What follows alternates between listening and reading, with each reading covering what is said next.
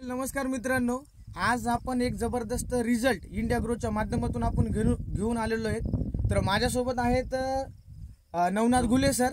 तर यांनी 28 ऑक्टोबरला आपल्या हरभऱ्याची लागवड केली होती।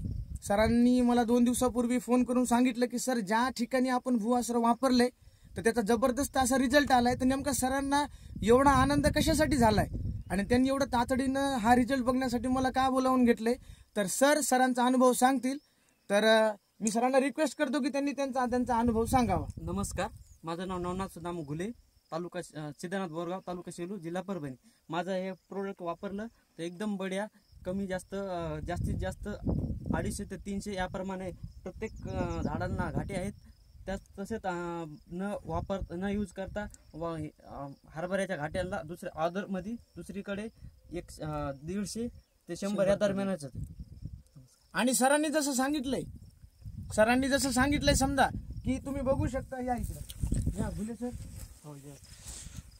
आता त्यांनी सांगितलं की बाबा ज्या ठिकाणी आपण हे भूअस्त्र वापरले एक झाड, तर तुम्ही बघू शकता आपल्या कॅमेरामॅन मध्ये भालेराव सर येतं, ते पण एक शेतकरीच आहेत। तर सर तुम्ही दाखवा त्यांना की बघा जवळपास एका झाडाला 250 ते 300च्या आसपास घाटे येतं। कारण की आम्ही मग असे झाड उपटून ते घाटे मोजले, पण जसं की समजा नानांनी जे घाटे मोजले होते तर जवळपास 282 एका झाडाला घाटे होते।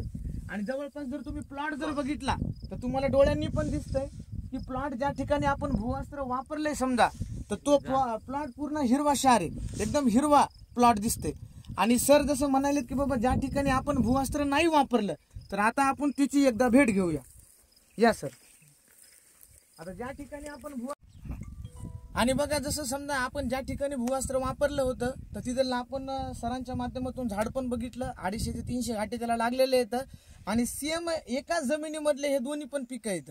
म्हणजे फक्त तिकडे भूअस्त्र टाकलंय आणि इकडे फक्त भूअस्त्र आपण टाकलेलं नाही। आणि जिथं समजा आपण भूअस्त्र नाही टाकलं तर तुम्ही त्याची पोझिशन सध्या बघू शकता। तर सर तुम्हाला काय वाटतं ज्या ठिकाणी आपण भूअस्त्र नाही वापरलं तर तिथं तुम्हाला काय पोझिशन वाटायची? सर आम्हाला मेन मुद्दा घाट्यामध्ये प्रमाण लहान मोठे होते एक दिसत आहेत आणि घाट्याचं प्रमाण बी कमी आहे सर। बरोबर, 100 ते 150 या दरम्यानच सर। म्हणजे सरांचं असं म्हणणं आहे बाबा की आपण ज्या ठिकाणी भूअस्त्र नाही वापरलं तर तिथे घाट्याची संख्या कमी आहे। आणि तुम्ही झाड जर बघितलं तर बघा आज पूर्णपणे झाड हिरवं गार नाही, हे पूर्ण वाळून गेलेलं आहे। घाट्याची संख्या पण याला कमी आहे। आणि सगळ्यात महत्वाचं म्हणजे आपण ज्या ठिकाणी भूअस्त्र वापरलं होतं तर दाणे एकदम टिपोरे होते, वजनदार होते। आणि इथं दाण्यांचं वजन पण कमी वाढते आणि साईज पण कमी आहे। आणि प्लॉट जर तुम्ही बघितला जसं सर म्हणाले की हे तुम्ही प्लॉट पूर्ण डोळ्यासमोरच बघू शकता। ज्या ठिकाणी आपण भूअस्त्र नाही वापरलेलं तर त्या ठिकाणी दाण्यांची साईज पण कमी दिसायली, झाडं पण वाळलेली दिसायले। तर ज्या ठिकाणी समजा आपण भूअस्त्र वापरले तर ते लगेच डोळ्याचं आपल्याला चमकून येते की पूर्ण हिरवगार आहे। सर ते दाखवा त्यांना जिथे आपण भूअस्त्र वापरले।